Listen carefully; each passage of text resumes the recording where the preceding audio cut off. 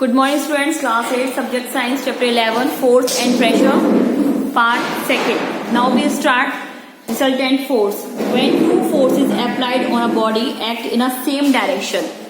जब कोई दो फोर्स अप्लाइड किए जाते हैं किसी बॉडी पर और वो भी सेम डायरेक्शन में, एक ही डायरेक्शन में, then the total force acting on the body will be equal to the sum of to the force and direction will remain same. मतलब एक ही डायरेक्शन में फोर्स लगाया जा रहा है दोनों तरफ से.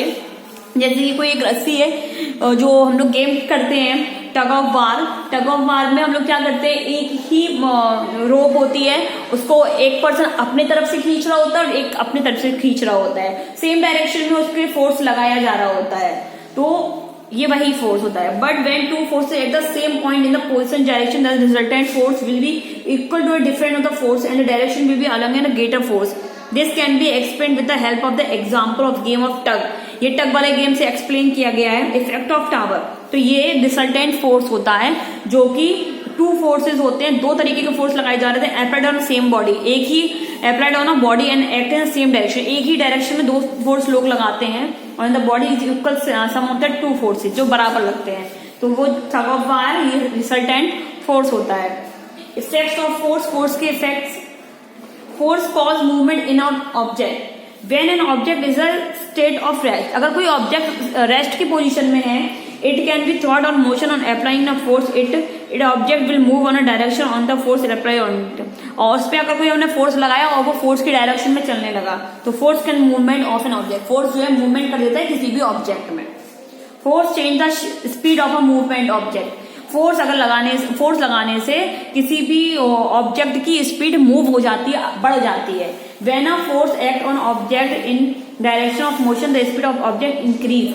व्हेन अ फोर्स एक्ट, अगर किसी पे फोर्स लगाया जाता है ऑन एन ऑब्जेक्ट, किसी ऑब्जेक्ट पे, in the direction of motion के डायरेक्शन में, the speed of the object increase. तो क्या होता है कि स्पीड जो होती है ऑब्जेक्ट की वो बढ़ जाती है. जैसे कि in the game of cricket के गेम में when a batsman push a fast moving ball in the same direction of the movement of ball the speed of the ball is increase. जैसे कि कोई जो बॉलर होते हैं वो गेंद को डाल रहे होते हैं और बैट्समैन फुल स्पीड से अपने फुल फोर्स के साथ में उसको पुश करता है, उसे पुल करता है, फेंकता है या फिर उसे मारता है, तो वो बहुत स्पीड के साथ आगे जाती है. तो ये जाहिर सी बात होगी कि ये अगर फोर्स लगाते हैं हम किसी चीज पे तो उसकी स्पीड इंक्रीज हो जाती है.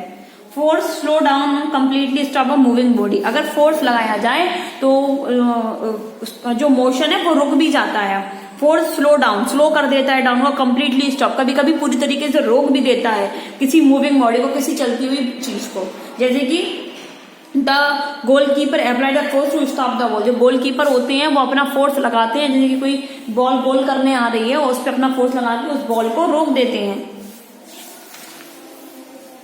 Force change shape and size of an object. Force जो है, फोर्स लगा के किसी भी हम ऑब्जेक्ट का शेप और साइज को चेंज कर देते हैं. When force is applied is dough using the rolling pin, the dough change shape. Similarly, a rubber band stretch and size on the force of applied. अगर देखो शेप और size, जैसे कोई रबर बैंड है उसको हम खींचते हैं तो फोर्स लगाने से उसका शेप और साइज भी इंक्रीज हो जाता है. टाइप ऑफ फोर्स कौन से तरीके के होते हैं, तो फर्स्ट है contact forces. Contact force are those which act only when object in a physical contact with each other and bring about necessary change. Contact force are the following. Contact force भी कुछ तरीके का, एक muscular contact और एक frictional. तो ये आपको मैं कल एक्सप्लेन करूंगी. I hope you understand. Thank you.